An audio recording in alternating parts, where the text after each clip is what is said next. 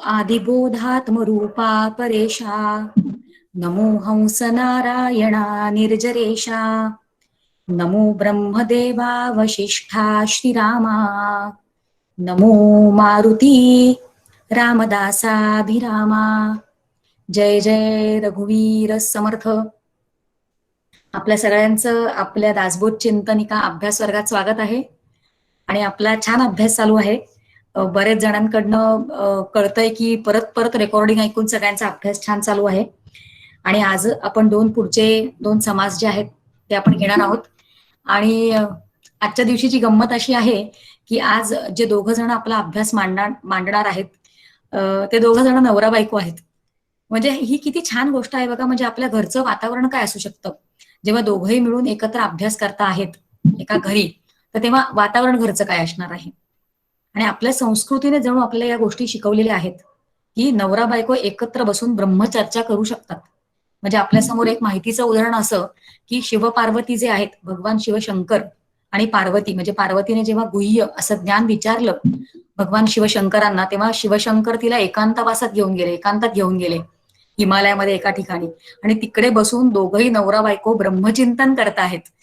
म्हणजे असंही आहे आपल्याकडे. फक्त एक म्हणजे एक वेगळं नातं, म्हणजे फक्त एक प्रकारचंच नातं नवरा बायकोंचं असं आपल्याकडे नाहीच आहे. अतिशय वेगवेगळ्या अंगांनी फुलतं हे नातं. आणि आपली संस्कृती आपल्याला हे शिकवते. आपल्याला याज्ञवल्क्य आणि मैत्रेयी यांचंही माहितीये की मैत्रेयीने बरेच प्रश्न विचारले आहेत आणि याज्ञवल्क्यांनी तिला समाधान होईपर्यंत उत्तर दिलेली आहेत.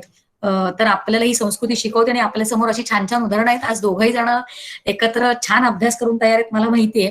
कारण जे विचार असते मांडणार आहे त्याच्यामधलं एक आहे संतस्तवन आणि दुसरं आहे ते आहे श्रोतास्तवन. म्हणजे आपण जोपर्यंत चिंतन करत नाही, अभ्यास करत नाही, जोपर्यंत संतांचा सहवास मिळत नाही, तोपर्यंत एक वेगळंच आधी आयुष्य होतं बघा. अगदी प्रापंचिक लेवलवर आपण सगळे जगत होतो. पण जेव्हा हे संत ग्रंथ आले आपल्याकडे, म्हणजे संत विचार आल्यासारखे झाले. कबीर महाराज म्हणतात, वे दिन गए अकारतही, म्हणजे व्यर्थच. वे दिन गए अकारतही, संगत बहीन संग, प्रेम बिना पशु जीवन, भक्ती बिना भगवंत. म्हणजे भगवान नाही, भक्ती नाही, संग नाही, संगत नाही, तर पशूंचं जीवनच जणू आपण आधी जगत होतो.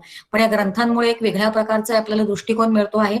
मी मृणालला विनंती करते की तिने आधी संत स्तवन जे आहे ते तिने तिचा अभ्यास आपल्या सगळ्यांसमोर प्रकट करावा.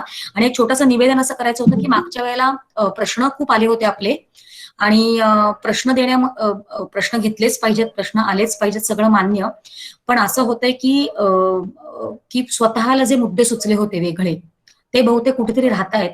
तर आपण आज काय करूया, जे 15 मिनिटं सगळ्यांसाठी जिकडे खुलं असणार आहे, जे सेशन आपल्या सगळ्यांसाठी खुलं असणार आहे, तिकडे मॅक्झिमम आपल्याला अभ्यास करताना दिसलेले पैलू वेगळ्या पद्धतीने जे या दोघांकडनं राहिले असतील, रिपिटेशन्स नकोच आहेत आपल्याला, राहिले असतील ते आपण अगदी निश्चितपणे इकडे घेऊ शकू आज. की तुम्ही सांगू शकता की मला हा पण पैलू दिसला, समर्थांना हे पण शिकवायचंय, अशा पद्धतीने तुम्ही सांगू शकाल. आणि प्रश्न आपण नोट करून घेतोय. जर का आपल्या वेळेत त्या प्रश्नांची उत्तरं नाही जमली तर आपण व्हॉट्सअप ग्रुपवर त्या प्रश्नांची उत्तरं देऊ शकतो. आणि शेवटचे 15 मिनिटं किंवा त्याच्यापेक्षा थोडंसं जास्त, कारण आपल्या आचार्य ज्या आहेत त्यांना एक वेगळीच विजन असते, तर आपण मॅक्झिमम वेळ त्यांना आपल्याला ओव्हरऑल एक वेगळा दृष्टिकोन देण्यासाठी आपण ती वेळ वापरू शकू. तर अशा पद्धतीने आज आपण चिंतन करूया. मी मृणालला विनंती करते की तिने तिचं चिंतन मांडावं आता. आवाज येतोय माझं? येतोय. करते सुरुवात. जय जय रघुवीर समर्थ. तसं म्हटलं तर परमार्थ या विषयावर एवढ्या सगळ्यांसमोर बोलायची ही पहिलीच वेळ आहे. त्यामुळे कुठे काही कमी पडले किंवा काही चुकलं तर कृपया सगळ्यांनी समजून घ्या. दशक पहिला, समास पाचवा, संतस्तवन. श्रीराम समर्थ श्रीराम. शुका सारिखे पूर्ण वैराग्य ज्याचे, वशिष्ठा परिज्ञान योगेश्वराचे, कवी वाल्मिका सारिखा मान्य ऐसा, नमस्कार माझा सद्गुरु रामदासा. श्रीराम. समर्थांना वंदन करते. सद्गुरु परमपूज्य डॉक्टर काकांना वंदन करते. आपल्या दोन्ही आचार्यांना वंदन करते आणि माझ्या सर्व सहपाठींना अभिवादन करते. आपल्याकडे कोणत्याही मंगल कार्याची सुरुवात गणेशाला वंदन करून होते. म्हणजेच काय, तर गणेशाला वंदन केल्यावर आपल्याला अर्थ कळतो आणि शारदेला वंदन केल्यावर अर्थ प्रकट करण्याचे सामर्थ्य आपल्याला लाभते. म्हणून त्या दोघांनाही वंदन. अशा या गणेशाला आणि शारदेला सद्गुरू आणि संत वंदन करतात.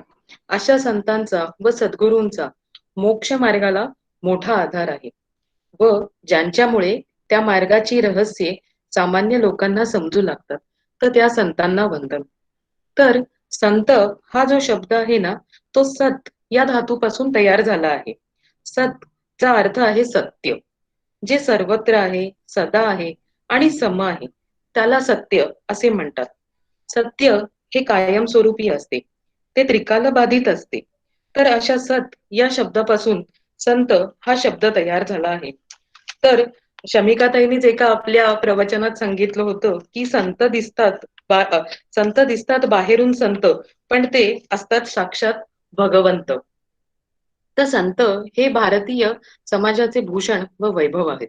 अवास्तव विषयांमध्ये गुंतलेल्या व गुरफटलेल्या समाजाला भोगवादापासून दूर ठेवून त्याला ईश्वरनिष्ठ करून जो निरपेक्ष आनंद व शाश्वत सुख जिथे आहे अशी मोक्षाची सोपी वाट दाखवण्याचे महान कार्य हे संत करत असतात. मागच्या शुक्रवारी शमिकाताईने आपल्याला एक उत्तम दृष्टांत दिला होता की सद्गुरू हे टेलर सारखे, म्हणजेच एका शिंप्यासारखे असतात. म्हणजेच काय, तर आपल्याला योग्य नाम व साधना सद्गुरू देतात. सद्गुरू हे केवळ शरण आलेल्या शिष्यांनाच उपदेश देतात, पण संतांचे असे नाही. मेघवृष्टीने करावा उपदेश असे तुकाराम महाराज संतांचे वर्णन करतात. समाजातील प्रत्येकासाठी संत झटत असतात. पसायदानामध्ये तर चला कल्पतरूंचे आरव अशा प्रकारे ज्ञानेश्वरांनी संतांचा गौरव केलेला आहे. समर्थांनी आपल्या पहिल्या ओवीत संतांना सज्जन म्हणून संबोधले आहे. समर्थांच्या सगळ्या ओव्या इतक्या गोड आहेत की त्या पुन्हा पुन्हा वाचाव्या आणि आनंदाची तृप्ती करून घ्यावी. अत्यंत कठीण असलेला जीव व ब्रह्म यांच्या ऐक्याचा अनुभव तो संतांच्या सहवासात सोपा होतो. आपला देह हा अवास्तव विषयांमध्ये गुंतलेला आहे, बुद्धी वासनामय झालेली आहे, त्यामुळे ब्रह्मानुभव साधता येत नाही. या बाबतीत मोठे मोठे परीक्षावंत विचारवंत देखील फसले गेलेले आहेत. चर्मचक्षूंना ब्रह्म दिसत नसल्याने ते असून नसल्यासारखेच आहे. समर्थ म्हणतात, ब्रह्म दिव्याच्या उजेडात दिसत नाही, हिऱ्याच्या प्रकाशात दिसत नाही, नेत्रांजन डोळ्यात घालून निराकार ब्रह्म दृष्टीस पडत नाही. पौर्णिमेच्या चंद्रात किंवा सूर्याच्या प्रकाशातही ब्रह्मदर्शन करून देण्याचे सामर्थ्य नाही. तर हा ब्रह्मानुभव होण्यासाठी किंवा साधण्यासाठी संत आपल्या डोळ्यामध्ये ज्ञानाचे अंजन घालतात, जे आपल्याला साध्या डोळ्यांनी दिसत नाही, ते प्रज्ञाचक्षूंनी बघण्यास प्रवृत्त करतात. मायेचे सामर्थ्य आणि जादू अशी आहे की तिच्या प्रभावाखाली ब्रह्मानुभव सांगताच येत नाही. पण संतांचे सामर्थ्य एवढे अवर्णनीय आहे की मायेचे अधिष्ठान असलेल्या ब्रह्माची ओळख करून देतात. थोडक्यात काय, तर ब्रह्म सत्य असून जगत मिथ्या आहे असे ज्ञान संत आपल्याला देतात. 16व्या ओवीत समर्थ म्हणतात, संत आनंदाचे स्थळ संत सुखची केवळ. तर आपल्या जीवनामधले सगळे रंग सोडून देऊन एकच रंग धरा, तो म्हणजे कुठला? पांडुरंग श्रीरंग. जीवनातील सगळे संग सोडून द्या, एकच संग धरा, तो म्हणजे सत्संग. सत्संगती ही आपल्या जीवनात फार महत्वाची आहे. समर्थांनी चौपदीमध्ये समर्थ रामरायाला मागणे मागतात की कोमल वाचा दे रे राम, प्रसंग ओळखी दे रे राम, धूर्त कळामज दे रे राम. आपल्या सगळ्यांना ही चौपदी माहीतच आहे, पण शेवटच्या कडव्यात समर्थ म्हणतात, आत्मनिवेदन दे रे राम. म्हणजेच काय, तर आत्मसमर्पण मागतात रामरायाला. आणि आत्मनिवेदन झाल्यानंतर समर्थ म्हणतात, सज्जन संगती दे रे राम. आत्मनिवेदन झाल्यानंतर समर्थ म्हणतात, सज्जन संगती दे रे राम. म्हणजेच यावरून आपल्याला कळते की सज्जन संगतीला किंवा सत्संगतीला आपल्या जीवनात किती महत्व आहे ते, आणि ती सत्संगती आपल्याला संतांकडेच मिळणार आहे. तर आपल्याला जी काही सुखे मिळतात किंवा आनंद प्राप्त होतो, ते सगळे इंद्रियाच्या भोगातून मिळतात, पण समर्थांना तो आनंद अपेक्षित नाही. तीनही ताप नष्ट करून सर्व प्रकारे संतुष्ट जीवन जगण्यासाठीची विद्या ही संतांकडून घ्यावी. समर्थ संतांना मोक्षाची विश्रांती म्हणतात. ज्ञानेश्वर, नामदेव, तुकाराम, एकनाथ सगळ्यांनीच संतांचे वर्णन आणि गौरव केलेला आहे. आपल्या सगळ्यांना वाटते की समाजाची धारणा तुमच्या आमच्या सारख्यांमुळे झाली आहे. म्हणजेच काय, तर ज्यांनी पैशाला, अर्थाला वाहून घेतले आहे त्यांच्यामुळे समाजाची धारणा होत नाही. आपण सर्व समाजाचे कवच आहोत. तर समाजाचे जे अंतरंग गाभा आहे तोच जर नसेल तर कवचाला कोण विचारणार? गाभा आहे म्हणून तर कवचाला महत्व आहे. तर जो हा आतला गाभा आहे ना, तो संत जपतात. संत असतात म्हणून सत्वाची, गाभ्याची धारणा होत असते. म्हणून असे म्हटले आहे, मोक्ष संतांच्या ठिकाणी विश्रांतीला येतो आणि तृप्ती संतांच्या जवळ येऊन तृप्त होते. संतांचे अंतःकरण अतिशय शुद्ध आणि सत्वगुणी असते. म्हणून धर्म संतांच्या आश्रयाने राहतो. संतांचे पाय लागल्याने तीर्थक्षेत्रांच्या पुण्यभूमीचे पावित्र्य वाढते. तर समर्थ म्हणतात की संत हे सायुज्य मुक्तीचे माहेरघर आहे. ती त्यांच्याजवळ मोकळेपणाने आणि सुखात राहते. म्हणजेच काय, तर संत आपल्याला मोक्ष मिळवून देतात. कोणीही कितीही श्रीमंत असले, दानशूर असले तरी त्यांना सायुज्य मुक्ती कोणालाच देता येत नाही. उदाहरण द्यायचे झाले तर खूप मोठे 2-3 मजली इलेक्ट्रॉनिक गुड्सचे शोरूम आहे. पण मला आता 5 किलो साखरेची गरज आहे. तर ती मला त्या शोरूम मध्ये जाऊन नाही मिळणार. तर साखरेसाठी मला ग्रोसरी शॉप मध्येच जायला पाहिजे. सांगायचे तात्पर्य काय, तर सायुज्य मुक्ती ही फक्त संतांकडेच मिळते. कोट्याधी पैसे असलेले लोक समाजातील श्रीमंत नाहीत, तर ज्यांनी सायुज्य मुक्तीचा अनुभव घेतला आहे तेच खरे श्रीमंत होत. मोक्षरूपी संपत्तीच्या शांती, निर्भयता, तृप्ती इत्यादी अलंकारांनी संत शोभून दिसतात आणि तीच खरी श्रीमंती. ही संपत्ती नसलेल्या अनेक दरिद्री जीवांना ते त्या श्रीमंतीचे स्वामी करतात. समर्थांच्या दृष्टीने दरिद्री कोण, तर ज्यांना परमार्थाचा स्पर्श नाही, जे भौतिकतेत रमतात, ज्यांना आत्मस्वरूपाची इच्छा नाही, अशा दरिद्र्यांना संत सम्राट पदावर बसवतात. संत हे श्रीमंत व उदार असतात. अनेक सद्गुण त्यांच्या ठायी असतात. तीनही लोकातील कोणालाच जे दान करता येत नाही ते संत करतात. त्या संतांचे महात्म्य कोणत्या शब्दात आणि कोणी सांगावे? तर जे परब्रह्म आहे ते तिन्ही लोकांपासून असंग आहे, अलिप्त आहे. वेद आणि उपनिषदांचा अभ्यास करूनही न कळणारे ब्रह्म संतांच्या संगतीने अनुभवात येते. असे संतांचे महात्म्य आहे. त्यांच्याविषयी जेवढे बोलावे तेवढे थोडेच आहे. संत सद्गुरू यांना कधीच देहात पाहावयाचे नसते. त्यांच्या विचारातून, त्यांच्या ग्रंथातून ते सदैव आपल्या बरोबरच असतात. म्हणून तर समर्थांच्या शिष्यांनी म्हटले आहे, माझी काया आणि वाणी गेली म्हणाल अंतःकरणी, तरी मी आहे जगत जीवनी निरंतर. म्हणजे जसे की दासबोध, ज्ञानेश्वरी इत्यादींसारखे ग्रंथ, तर एवढंच काय, तर आपला हा अभ्यास वर्ग सुद्धा एक संत विचारांची संगतीच घडवून घेत आहे. आपले परमभाग्य आहे की परमपूज्य डॉक्टर काका आणि परमपूज्य मंदाताई आपल्याला सद्गुरू म्हणून लाभले आहेत. त्यांच्यामुळेच ब्रह्मजणू प्रत्यक्ष होते. धन्यवाद. जय जय रघुवीर समर्थ. रोनल, खूप छान आणि अगदी वेळेत तू आढावा घेतलेला आहेस. आणि मला असं वाटतं प्रत्येक ओवीवर मला असं वाटतं तू प्रत्येक ओवी घ्यायचा प्रयत्न केला होतास, म्हणून अतिशय छान आढावा घेतला गेला. कौतुक तुझं त्याच्यासाठी. आणि ज्यांना बाकीचे काही मुद्दे सुचले असतील ते आपण नंतर घेऊया. याच्या पुढे आपल्याला श्रोतेस्तवन ऐकायचंय. आणि समर्थांची भूमिका या श्रोतेस्तवनामध्ये आपल्याला अशी कळून येते की समर्थ जे आहेत ते श्रोत्यांचं कौतुक करतायत सुरुवातीलाच. म्हणजे ते श्रोत्यांना भक्त म्हणतायत, ज्ञानी म्हणतायत, सज्जन म्हणतायत, विरक्त म्हणतायत, योगी म्हणतायत. आणि आपल्याला अगदी निश्चित माहिती असतं की आपण याच्यामध्ये कुठेही बसत नाही. पण समर्थांची भूमिका कशी आहे, म्हणजे अगदी शेवटचे धांदोळ्याचे जे श्लोक आहेत 10, आपण प्रत्येक वेळा प्रत्येक समास वाचल्यानंतर किंवा आपण दासबोध जेव्हा वाचायचं थांबवतो तेव्हा आपण शेवटचे 10 श्लोक घेतो. धांडोळ्याचे श्लोक आपण म्हणतो त्यांना, तेव्हा त्याच्यामध्ये आपण एक श्लोक आपण जे म्हणतो त्याच्यामध्ये समर्थ म्हणतात सकल करणे जगदीशाचे, तेथे कवित्व काय मानुष्याचे. म्हणजे सकल करणं जगदीशाचंच आहे. तिकडे समर्थांना मला कळतं आहे, मी शिकवतो आहे, आता मी तुम्हाला ग्रंथ सांगणार आहे, अशी समर्थांची भूमिकाच नाहीये. समर्थ सगळं जे करणं आहे ते जगदीश्वराचं आहे, ते ईश्वर तत्वाकडे समर्पण ते करून टाकतायत. आणि म्हणून इथे ते सगळ्यांचं कौतुकच करतायत, म्हणजे मला कळतंय असं त्यांचं म्हणणंच नाही. ही भूमिका आपल्याला पटकन कळून येते श्रोते स्तवन वाचताना. मी कपिलला विनंती करते की त्यांनी त्याचं चिंतन जे आहे ते आपल्या सगळ्यांसमोर मांडावं. धन्यवाद चमिका. आवाज येतोय माझा? हो, आहे, व्यवस्थित आहे. ब्रह्मानंदम परमसुखदम केवलम ज्ञानमूर्तिम द्वंद्वातीतं गगनसदृशं तत्त्वमस्यादिलक्ष्यम् एकं नित्यं विमलमचलं सर्वधी साक्षीभूतं भावातीतं त्रिगुणरहितं सद्गुरु तं नमामि.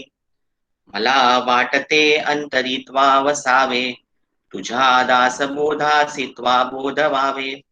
अपत्या परिपाववी प्रेमग्रासा, महाराजया सद्गुरु रामदासा. श्री गुरु परमपूज्य डॉक्टर काकांना वंदन, समर्थांना वंदन, आपल्या अभ्यास वर्गाच्या दोन्ही आचार्यांना वंदन आणि तुम्हा सर्व सहसाधकांना अभिवादन करून चिंतनासाठी दिलेल्या श्रोतेजन स्तवन या समासाचे यथामती थोडे विवेचन करतो. समासाचं नाव आहे श्रोतेजन स्तवन. तर पहिल्यांदा आपण श्रोते कोणाला म्हणायचे आणि स्तवन म्हणजे काय हे पाहूया.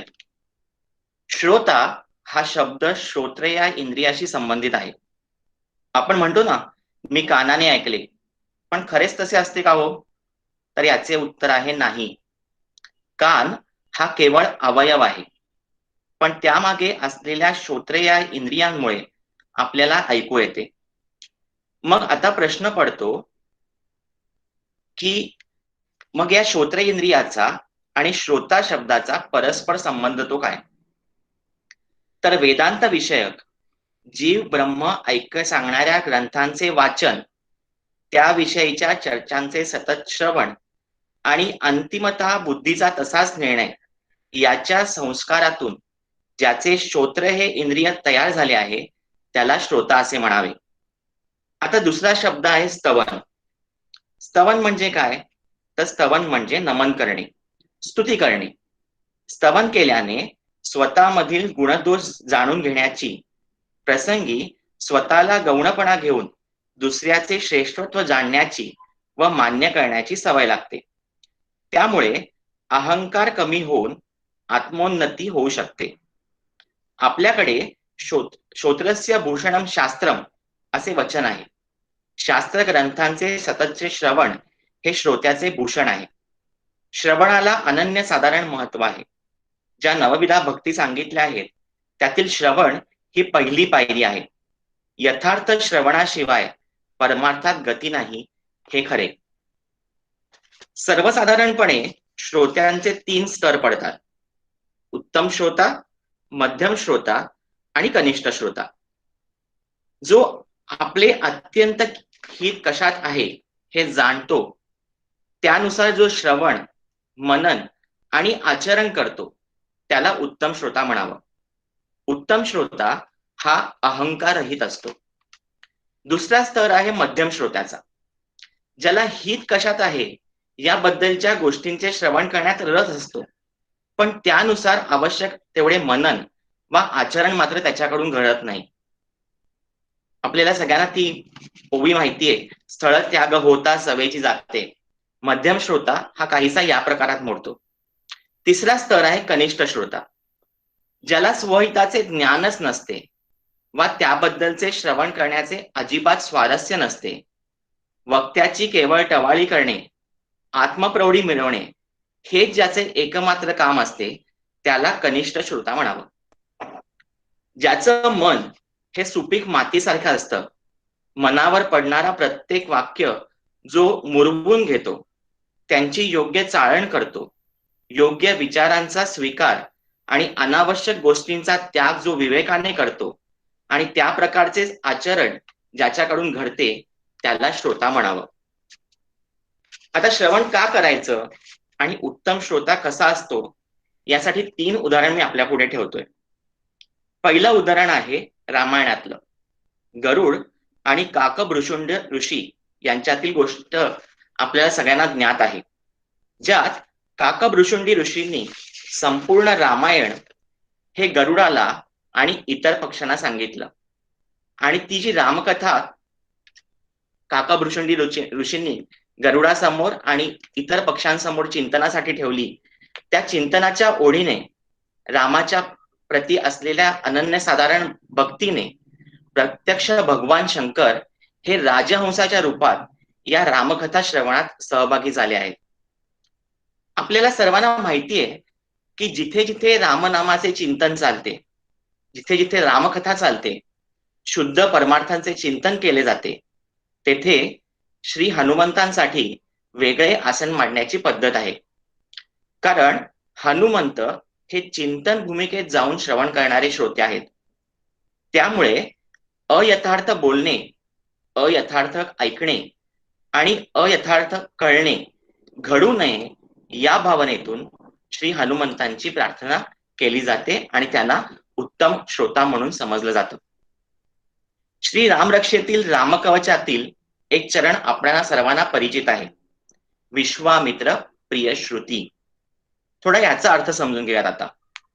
खरे तर श्रीराम हे सर्वज्ञ ब्रह्मविद आहेत, पण राम या अवतारात एक शिष्य म्हणून आपले गुरु विश्वामित्र यांच्याकडून शस्त्र शास्त्र यांचे ज्ञान त्यांनी शांतपणे ऐकून घेतले आणि त्यामुळे विश्वामित्र ऋषी त्यांच्यावरती प्रसन्न झाले. त्यामुळे ज्यांनी विश्वामित्रांना प्रसन्न केले त्या रामानी माझ्या कानांचे रक्षण करावे, म्हणजेच त्यातून अयथार्थ श्रवण घडणार नाही. ती वरील 3ही उदाहरणं आपल्याला श्रोता कोणत्या उंचीचा असला पाहिजे याची जाणीव करून देतात. आणि नेमका हाच भाव समर्थांनी श्रोते जनस्तवन या समासात मांडला आहे. समर्थांच्या श्रोत्यामध्ये ज्ञानी, भक्त, सत्वगुणी, बुद्धिमान, भाविक, नेहमी सत्याने वागणारे आणि जाणकार आहेत. त्यामुळे अशा पुरुषांना समर्थ सुरुवातीला नकार करतात. उपस्थित असण्याचा भाव प्रगट होतो. अशा सात्विक ऋषीतून ईश्वरा समान श्रोत्यांचे गुण या समास करतात. आता समोर सगळे श्रोते हे या पण कपिल, थोडासा आवाज क्रॅक होतोय. कपिल, थोडासा आवाज क्रॅक होतोय. 2 वाक्य परत मागे जा आणि परत घे.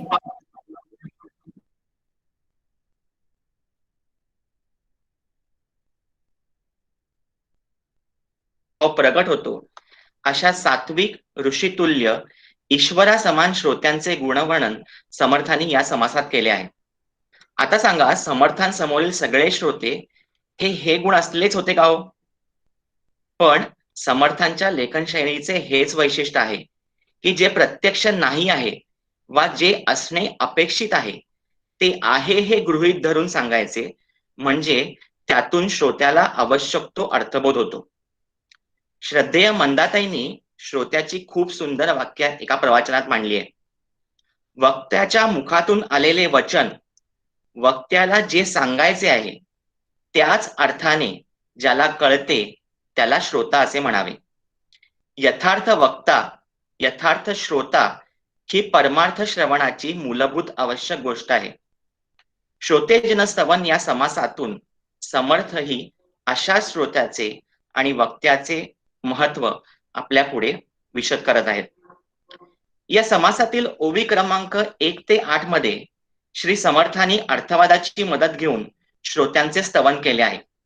जेव्हा एखादी गोष्ट किती महत्वाची आहे हे सांगायचे असते त्यावेळी अतिशयोक्तीच्या आधारे ते सांगितले जाते, त्याला अर्थवाद असे म्हणतात. आपल्या रोजच्या जीवनातलं जर उदाहरण द्यायचं झालं तर ज्या आपण टीव्हीवरती ऍडव्हर्टाइजमेंट बघतो, विविध जाहिराती बघतो, त्या सगळ्या वर आधारित असतात. अर्थवादामुळे नेमका जो परिणाम विचार श्रोत्यांच्या मनावर बिंबवायचा असतो तो नेमकेपणाने बिंबवला जाऊ शकतो. म्हणून श्रोत्यांची गुणवैशिष्ट्ये सांगताना समर्थ अर्थवादाचा आधार घेतात. ओवी क्रमांक 9 ते 12 मध्ये रुचिपालटाचे रूपक वापरून श्रोत्यांचा महिमा परत उद्धृत करतात. समर्थ म्हणतात की आपण श्रोते सर्वज्ञ आहात. आपल्याला ज्ञान नाही असा एकही विषय नाही, पण केवळ आपल्यातील गुणग्राहकतेमुळे आपण माझी वचने ऐकत आहात. श्रोता हा ज्ञानी आहे हे सांगताना समर्थ अजून एक गोष्ट अप्रत्यक्षपणे सूचित करतात की मला जे ज्ञान झाले आहे ते तुम्हास कळावे हे दाखवण्याचा माझा यत्न नाही व मला तसा अहंकारही नाही. ज्याप्रमाणे सिंह हे इतरांसाठी भयानक वाटत असले तरी त्यांची पिल्ले मात्र त्यांच्या समोर बिनधास्तपणे खेळत असतात, तद्वत माझ्यावरील प्रेमामुळे संत हृदयी तुम्ही श्रोते माझे बोल ऐकून घ्याल. मला ठाऊक आहे की माझी वाचा दुर्बळ आहे, माझी मांडणी मुद्देसूद नाहीत, त्या भावनांचा अभाव आहे, पण साक्षात जगदीश मूर्ती असलेले तुम्ही श्रोते मला सांभाळून घ्याल व त्यातील अपूर्णता दुरुस्त करून घ्याल असा विनयशील विश्वास ओवी क्रमांक 13 ते 19 मध्ये समर्थांनी प्रकट केलेला आहे. परमार्थ संवादात श्रोत्याच्या अंतःकरणातील चेतना हीच वक्त्याच्या मुखातून बाहेर पडते.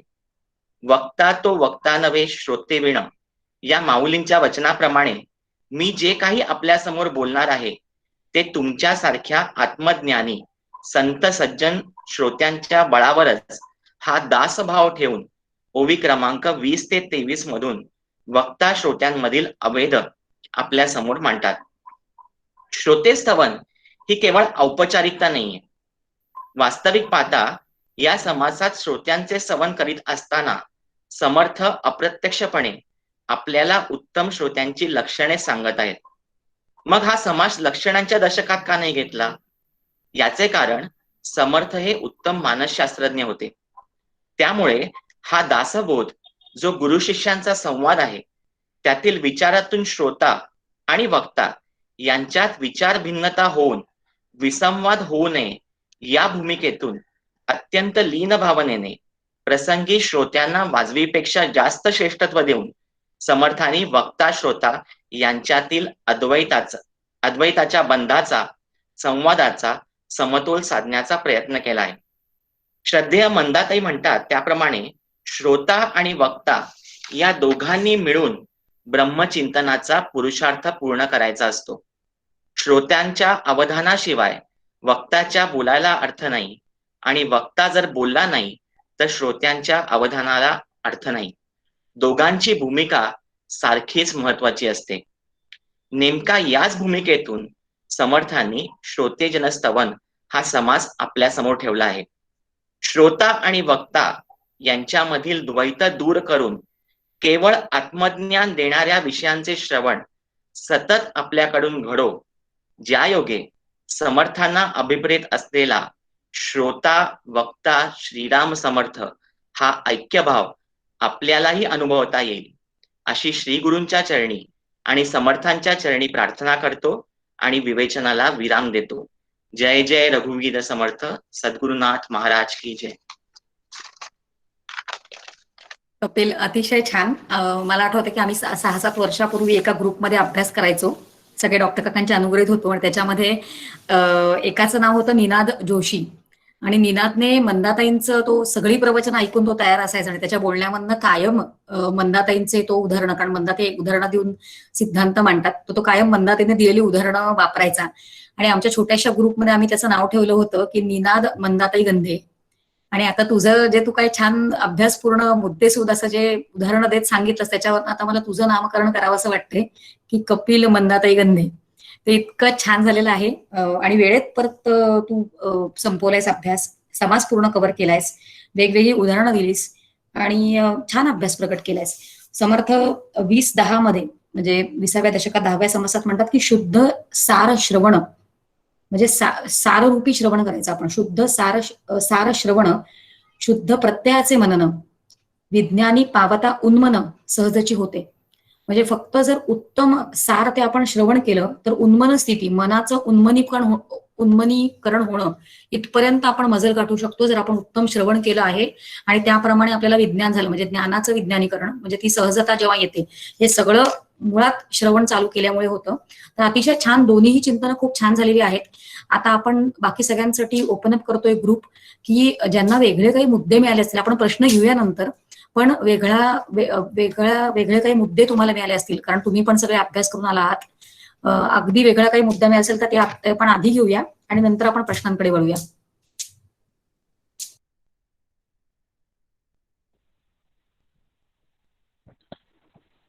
हॅलो, आवाज येतोय? हो, येतोय. मला असं सांगायचं होतं की इथे जे समास 5वा जो मगाशी सांगितला, ह्याच्यामध्ये जे समर्थ म्हणतात की महाराजे चक्रवर्ती झाले आहे तर पुढे होती, परंतु कोणी सायुज्य मुक्ती देणार नाही. तर मला एक त्याच्यामध्ये असं सुचलं होतं की आपल्याला जे आपण कॉम्पिटिशनच्या जगामध्ये वावरतो, की आपल्याला साईडचे लोक जाणवून देतात की तुझ्याकडे हे आलं तर तुम्ही फार ग्रेट अचीव्ह केलं किंवा काय. तर ह्याच्यामध्ये त्यांनी त्या गोष्टीचा म्हणजे पूर्ण तडा पाडलाय, की आपण म्हणतो की हे केल्यावर काय मिळणार, तर त्यांनी जसं पूर्णच हे केले की तुम्हाला सायुज्य मुक्ती देणार नाहीत महाराजे चक्रवर्ती. म्हणजे संतांचं एक खूप मोठं श्रेष्ठ महत्व त्यांनी इथं या ओवीमध्ये पटवून दिले असं मला वाटते. आणि जे श्रोते स्तवन जे होतं त्याच्यामध्ये शेवटी जे समर्थ म्हणतात की तुम्ही सांभाळून घ्याल वगैरे, म्हणजे संतांना जी त्यांनी एक छान प्रार्थना केली आहे त्याच्यामधून जी त्यांची नम्रता प्रकट होते, त्याच्यातून असं त्यांना अभिप्रेत असावं की जे म्हणजे आपण जे स्टडी करतोय किंवा जे परमार्थामध्ये आहे त्यांनी सगळ्यात आधी नम्रता धारण करावी, म्हणजे थोडक्यात अहंकाराचा त्याग करावा आणि आपण नम्र व्हावं असं एक मला वाटलं. होय, छान आहेत, दोन्ही मुद्दे छान आहेत. आणि सुरुवातीचा जो तू मुद्दा घेतलास तो म्हणजे बाकीचे जे आपल्याला सगळे शिकवणारे आहेत ते देऊन देऊन काय शिकवणार, आपल्याला शिकवून शिकवून काय शिकवणार, तर लौकिकातलं ज्ञान देणार. आणि संतांकडे जेव्हा जातो आणि सद्गुरूंकडे जेव्हा जातो, हे दोघंच असे आहेत की ते आपल्याला पारलौकिकातलं ज्ञान देतात. म्हणून हा मोठा फरक दोन गोष्टींमधला आहे. दोन्ही मुद्दे छान आहेत तुझे.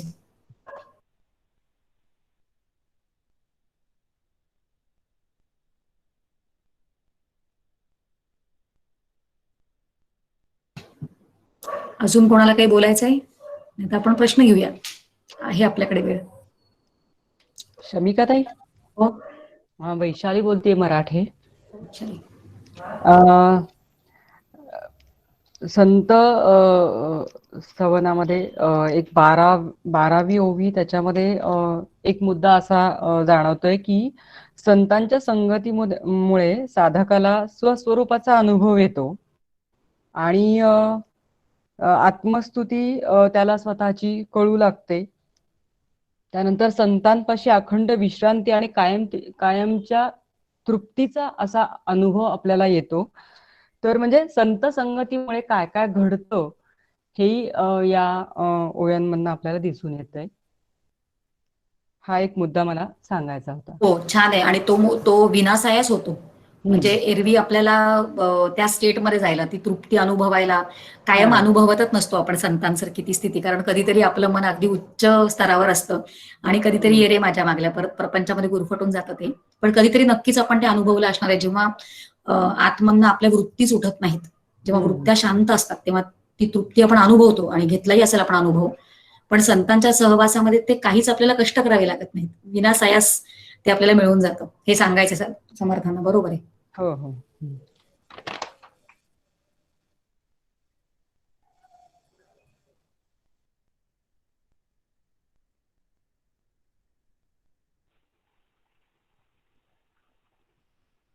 काही प्रश्न असले तर घेऊया मग, मुद्दे नसतील तर.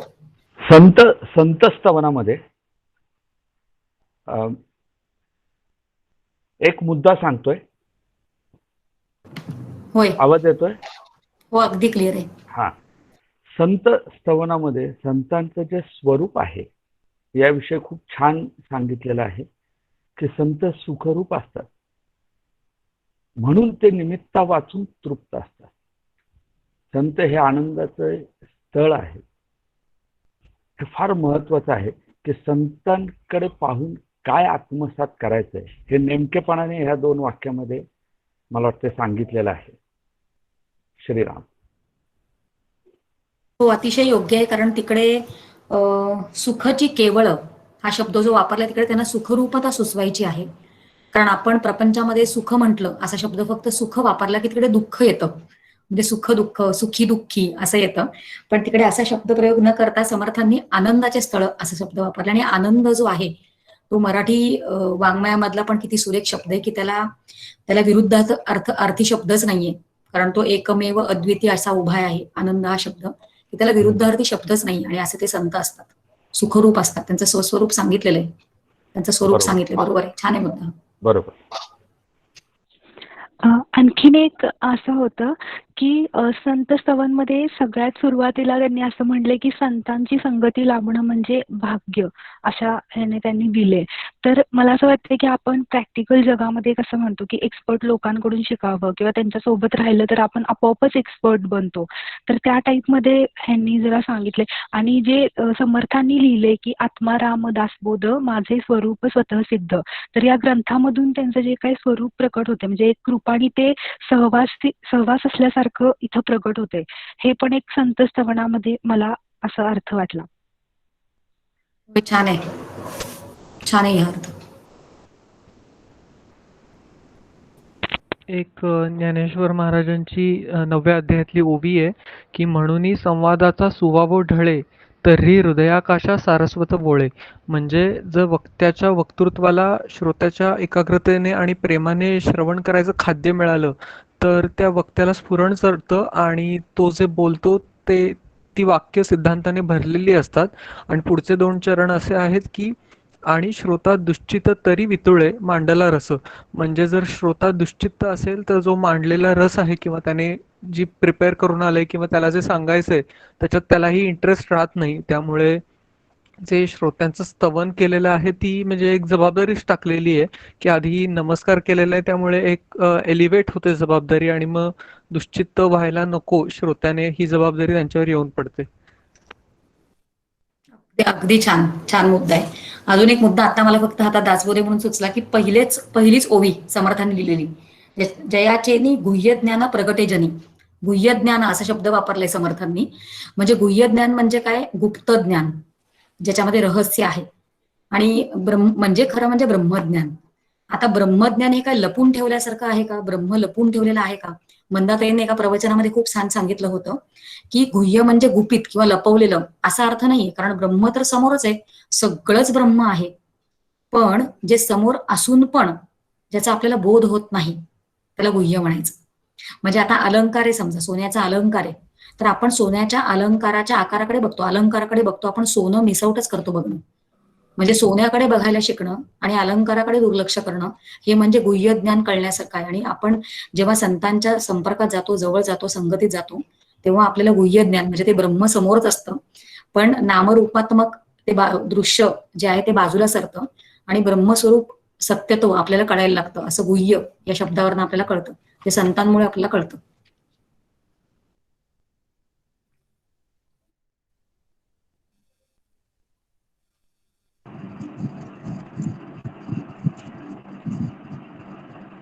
मृदुला बोलतीये. संत स्तवनाबद्दल आवाज येतोय माझा?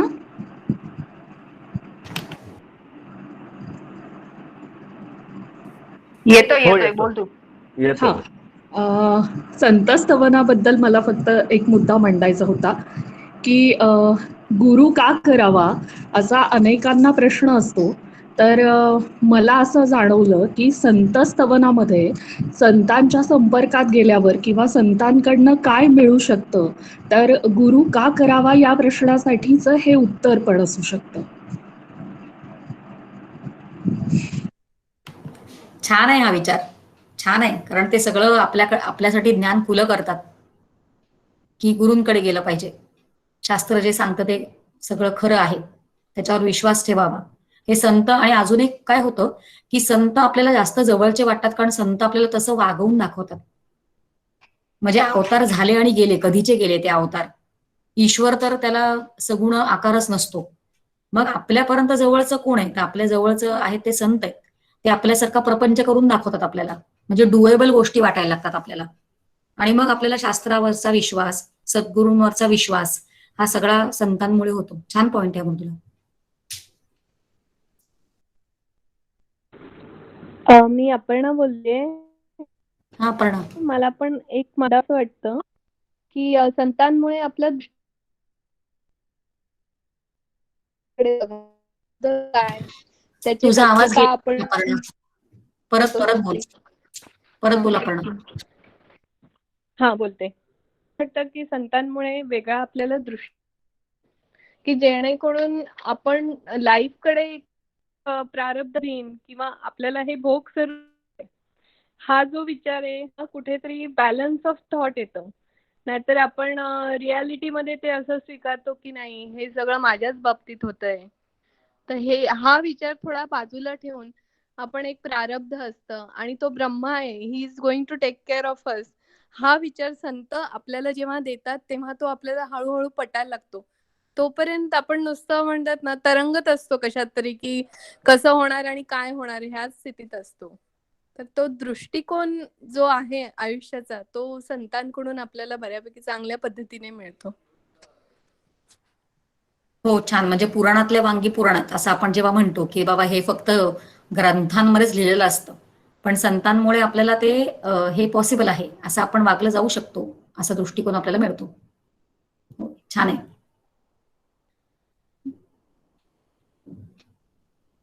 मला असं वाटतं आपण आचार्यांना आता विचारू शकतो की आमच्या सगळ्यांकडनं जे काही मुद्दे राहिलेत त्याच्यावर तुम्ही प्रकाश टाकू शकता, कारण आपल्याकडे वेळ आहे छान.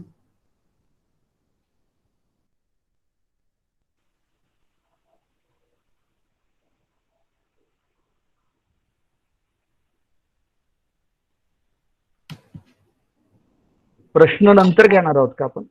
नाही, प्रश्न घेऊ शकतो ना प्रश्न. हा, तर नोंद प्रश्न करून असं घे. नाही, प्रश्न असं नाहीये, पण संत स्तवनामधली जी 4थी ओवी आहे त्याचा अर्थ सांगताना श्री गुरूंनी असं म्हटलेलं आहे की कित्येक साधकांना जीव ब्रह्म आहे असा अनुभव येऊनही त्याला व्यावहारिक अनुभवाचे स्वरूप नसल्याने तो अनुभव आल्याचे कळतच नाही.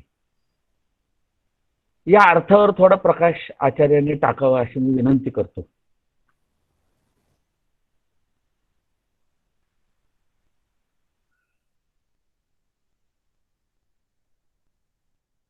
लगेच उत्तर देणार आहोत की सगळं एकत्र प्रश्न घ्यायचे आहेत? अलकाताई, याचं उत्तर तुम्ही आधी देताय का?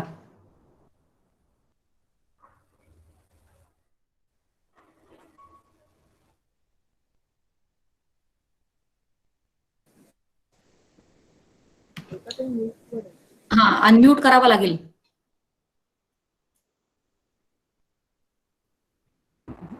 मी नंतर देते एकदम उत्तर. हा, चालेल चालेल.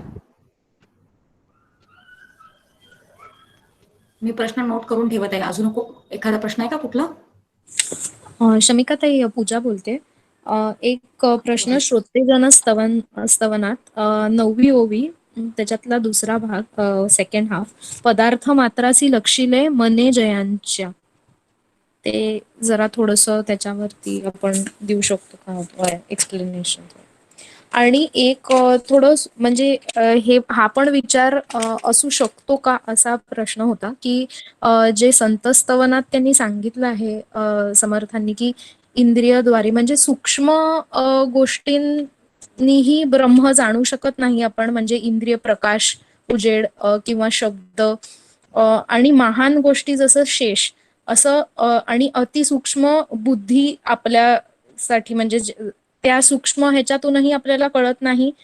आणि स्थूल किंवा महान कोण एकदम महान आहे, वेदमाता पण आपण म्हणतो मायेला, त्यांनीही जे जाणू शकत नाही ते संत संगतीने जाणता येतं. म्हणजे संतांच्या विचारांचा पूर्णपणे विचारांचा आणि संग त्यांचा प्रत्यक्ष किंवा ग्रंथद्वारे असा तो सहवास असून त्याच्यावरती मनन चिंतन जसं सांगितलं इवन मृणालनी, तसं त्या हिशोबाने मग ते आपण पुढे ब्रह्मज्ञान प्राप्त होतं किंवा अनुभव येतो, तसा पण असू शकतो का अर्थ?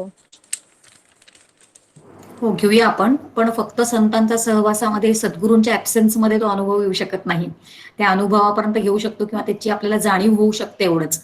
कारण आपल्या शास्त्राने जी बैठक मांडलेली आहे विचारांची, शास्त्राने एक असं एक पद्धत आचार्य उत्तर देतीलच, पण आपल्याकडे कर्म शुद्ध केलं तर त्याचं फळ काय हे सांगून ठेवलेलं आहे.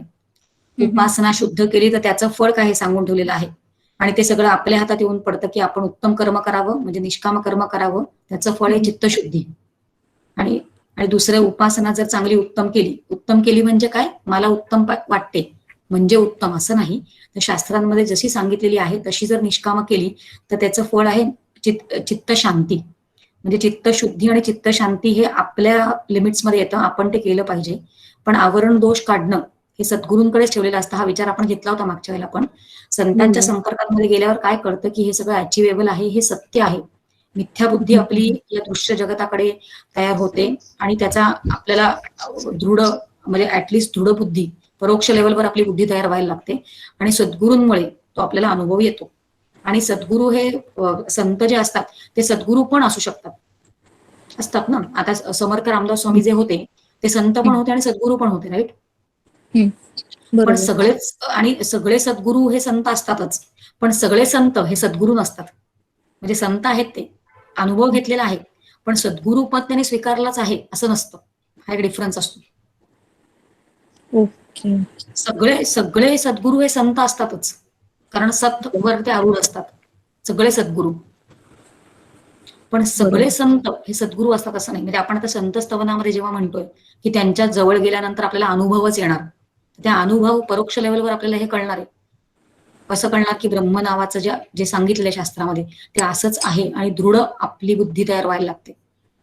पण सद्गुरूंमुळे ते आवरण दोष निघतो आपला, म्हणून सद्गुरू हे फॅक्टर तिकडे इम्पॉर्टंट पण असतं. ओके. थँक्यू.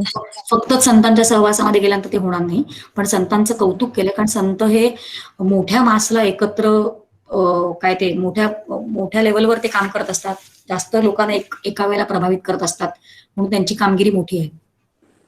बरोबर. थँक्यू. हॅलो. हा प्रियांका. हो, मला असं एक वाटलं सांगावंसं की आपण आता जसं म्हणतो वेदविहित कर्म आपण केली पाहिजेत किंवा त्यात सांगितल्याप्रमाणे निष्काम कर्म, निष्काम उपासना. तर वेद अनंत बोलले, आपल्याला माहितीये की वेदांमध्ये एवढं काही सांगून ठेवलंय, तो अभ्यास आपल्या आवाक्या पलीकडचा आहे आत्ताच्या ह्याच्यात. आणि संतांचे हे आपल्यावर मोठे उपकार आहेत की त्यांनी त्याच्यातलं सगळं सार काढून आपल्यासाठी आपल्याला कळेल अशा भाषेत आपल्या समोर ठेवले आणि म्हणून त्याचा आता आपण अभ्यास करू शकतोय. हेच जर नसतं तर आपण काय वाचलं असतं आणि कसला अभ्यास केला असता आणि कोणाला समोर ठेवलं असतं. तर हे ऋण त्यांचे आपल्यावर कायम राहणार आहेत. आणि प्रत्येक काळामध्ये त्या संत आहेतच, म्हणजे जरी आपल्याला आपल्या आजूबाजूमध्ये आपल्याला माहित नसतात पण ते असतात आणि ते त्या काळानुरूप आपल्याला जगून दाखवतात की अशा ह्याच्यात सुद्धा असं जगता येतं. तर तेही आपल्याला एक शिकता येऊ शकतं ना त्याच्यातून.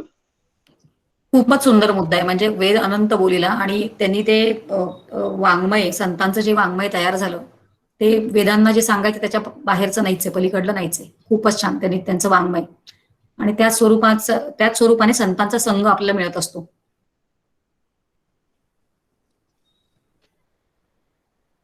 माझा एक प्रश्न आहे, मुक्तीचे कोणते कोणते प्रकार आहेत आणि सायुज्य मुक्ती म्हणजे नेमकं काय?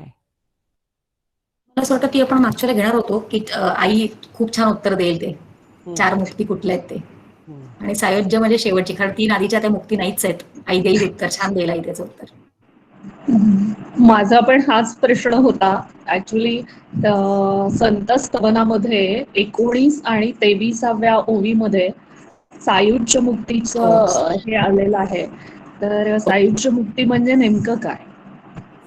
सांगेल आई, खूप छान सांगेल. सुरुवातीच्या 3 मुक्ती आणि ती इतकं याच्यामध्ये सांगते, काय म्हणतात, व्यवहारातली उदाहरणं घेऊन सांगेल ती, की आधीच्या 3 मुक्ती कशा वेगळ्या आहेत आणि सायुज्य मुक्ती एक्झॅक्टली काय आहे ते. अच्छा. ही प्रश्नांची उत्तर घेतेस का तू?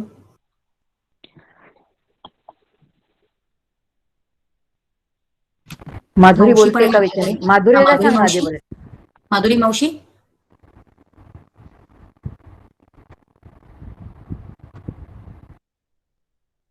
आहे ना माधुरी? हो आहे ना. मग तिला सांग ना बोलायला, मग नंतर बोलते ना. संतस्तवन ओवी क्रमांक 4 आणि श्रोतेस्तवन ओवी क्रमांक 9 असे 2 प्रश्न आधी विचारले गेले, त्याची उत्तर द्यायची आहेत. हॅलो. हा, जय जय रघुवीर समर्थ. माझा जरा मोबाईलमध्ये प्रॉब्लेम आला होता, मला ते प्रश्न कळले नाहीत नेमके कोणते आहेत ते. Hello hello. हा मावशी, मी उघडते, एक मिनिट सांगते बरं. हा संत स्तवनामध्ये ओवी क्रमांक 4, हा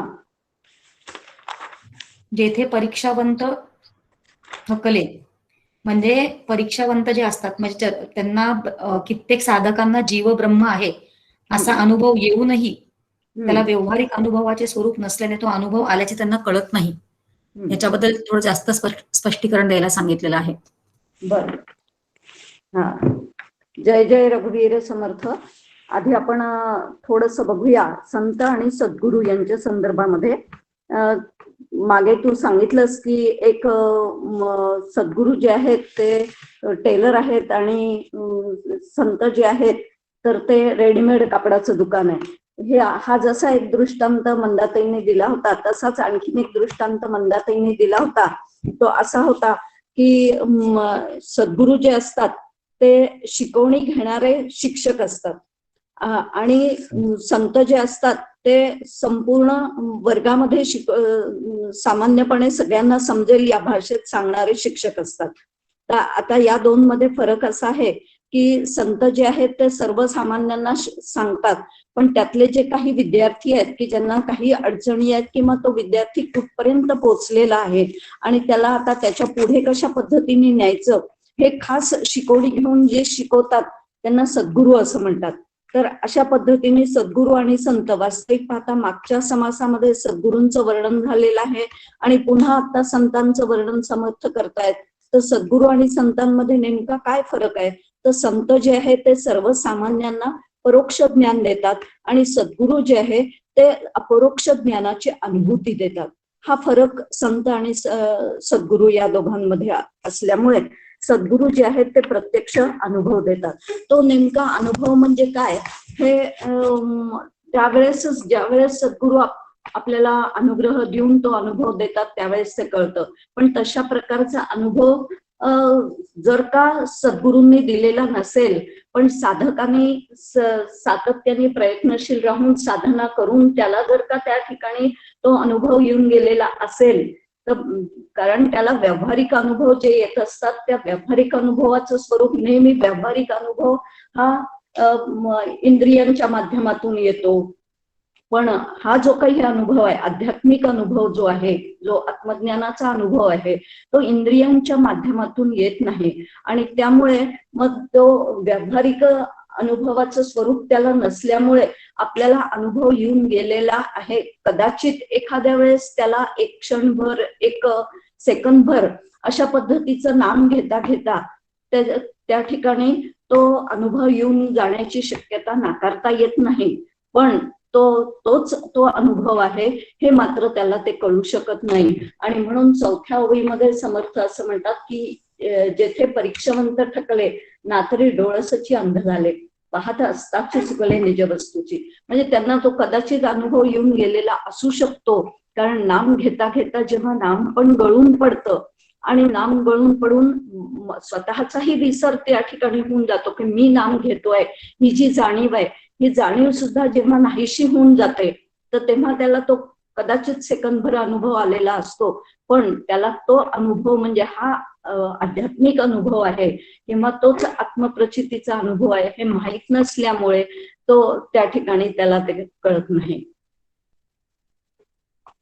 ठीक. आता दुसरा प्रश्न कोणता होता?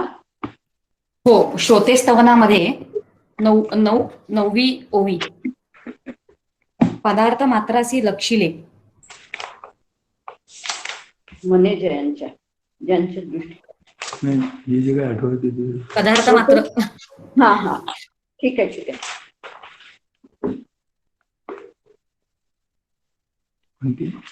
वास्तविक पाहता श्रोते स्तवन समर्थ करताहेत आणि त्या श्रोते स्तवनामध्ये ते म्हणत आहेत की हे कसे आहेत श्रोते, तर सर्वज्ञ आहेत आणि त्यामुळे कोणती सुद्धा गोष्ट त्यांच्या ज्ञानात म्हणजे त्यांना माहीत नाही किंवा त्यांच्या ज्ञानाच्या क्षेत्रामध्ये ती नाहीये असं होत नाही. तर इतके ते हाय लेव्हलचे अशा प्रकारचे श्रोते आहेत. आणि म्हणून ज्ञानाची जी काही अनेक क्षेत्र असतात तर त्या क्षेत्रांमध्ये अशा पद्धतीने त्यांना पदार्थ मात्रासी लक्षिले मने जयांच्या, ते पदार्थ मात्रांवरतीच लक्ष ठेवून असतात. आणि वास्तविक पाहता ज्यांच्या दृष्टिकालून गेले ऐसे काहीच नाही उरले. वास्तविक पाहता त्यांना ते सगळं ज्ञान असतं, पण सर्वज्ञ असतानाही त्यांनी ते जाणलं नाही असं काही शिल्लक नसतं. आणि असं असल्यामुळे श्रोत्यांचं स्तवन समर्थ या ठिकाणी करत आहेत. या श्रोते स्तवनाच्या संदर्भात मला आणखीन एक सांगावंसं असं वाटतं आहे की आपल्या सगळ्यांना कदाचित ती गोष्ट माहिती पण असेल की श्रोता कसा असावा. कपिल कुलकर्णीने खूप सुंदर पद्धतीने याचं विवरण केलेलं आहे. पण एक अशा प्रकारचं सुद्धा सांगितलं जातं की एक मूर्तिकार होता आणि त्या मूर्तिकारांनी 3 मूर्ती तयार केलेल्या होत्या. तिन्ही मूर्ती अतिशय सारख्या होत्या, अजिबात त्याच्यामध्ये काहीही फरक नव्हता.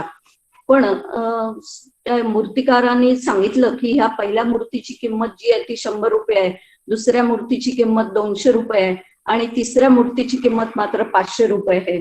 तर ग्राहकांनी विचारलं की ह्या असं याच्यामध्ये फरक का आहे, वास्तविक ह्या सगळ्या तर सारख्याच दिसत आहेत. आणि मग त्यावेळेस त्यांनी सांगितलं की हे पहा म्हणे, या पहिल्या मूर्तीच्या कानातून एक दोरा घातला आणि तो दुसऱ्या कानातून सरळ निघून गेला.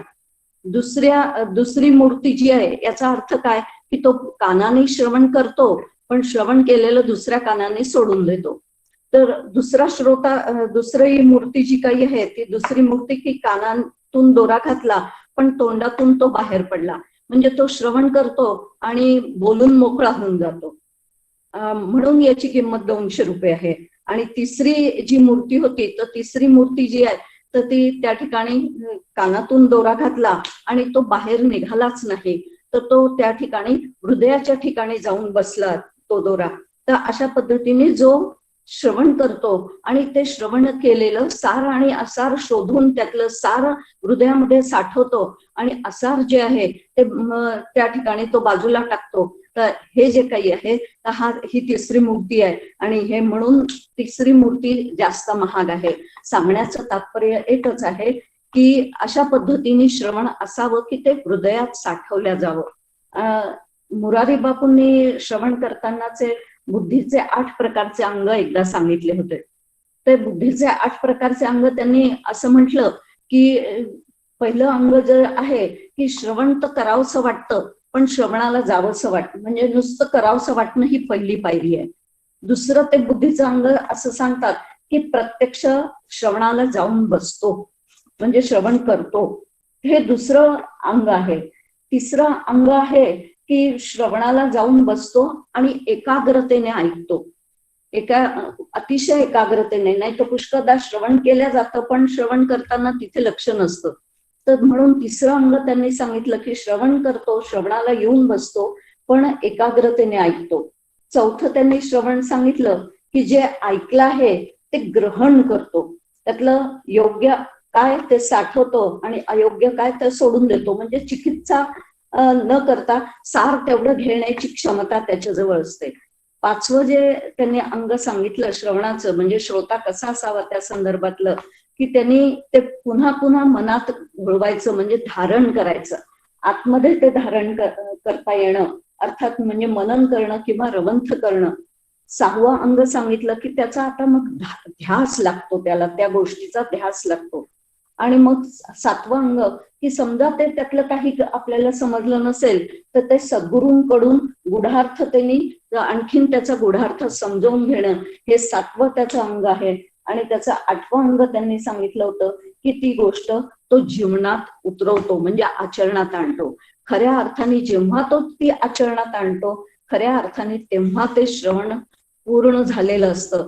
आणि म्हणून अशा पद्धतीने श्रवणाची 8 अंग जी आहेत ती मुरारी बापूंनी एका प्रवचनात सांगितलेली होती, ती मला इथे सांगावीशी वाटली. खूपच छान. एक नवीन अँगल मिळाला मावशी. आपल्या परमार्थ विज्ञानामध्ये पण अंगश्रवण, अंगी श्रवण असं हो आलंय बघ, म्हणजे हो फक्तच हो हो वरवरचं श्रवण करणं. हा आणि हा अजून एक श्रवणाचा आता शब्द मला आठवत नाहीये, एक अंगश्रवण आहे, हा एक अंगी श्रवण आहे आणि अजून एक आहे. कोणाकडे परमार्थ विज्ञान पटकन असेल तर मला पटकन मिळालं तर पुढे मी सांगेन. आईला पाहिजे शेवटचा प्रश्न घेऊ घेऊ देत, तोपर्यंत मी ते दुसरं शोधते परमार्थ विज्ञानामध्ये. छान झाली बरोबर. उत्तरं. आणि आज अतिशय आनंद होतोय की सगळे बोलतायत आणि हळूहळू बहुतेक सगळ्यांचं भीड जी असेल त्याशी चेपून जाईल आणि सगळे, कारण आपला ग्रुप खूप लहान आहे आणि सगळे बोलते होतील हळूहळू. छान. आई शेवटचं घेतेस का? मी जरा थोडा आढावा घेते ना, 1-2 हो मिनिटामध्ये. चालेल. हो हो घे ना. आपातात मुलांनी आपातात श्रवण असं आहे का काही? आपातात श्रवण, बरोबर बरोबर. पै मृणालनी संत स्तवन घेतलं होतं, अतिशय सुंदर घेतलं. त्यामुळे मुद्दे अतिशय छान होते की मोक्षाची वाट दाखवणारे, मेघवृष्टी करणारे सगळं वर्णन केलंय. आणि मुख्य म्हणजे जीव ब्रह्मैक्य जिथे सुलभ होतं त्यांना संत म्हणतात. संतांचं एक खूप छान वैशिष्ट्य तिने पुष्कळ सांगितली, पण काका नेहमी म्हणतात की खरे संत कोण? आम्ही तीर्थक्षेत्राला जातो, पण चालती बोलती तीर्थक्षेत्र म्हणजे कोण आहेत? तर संत आहे.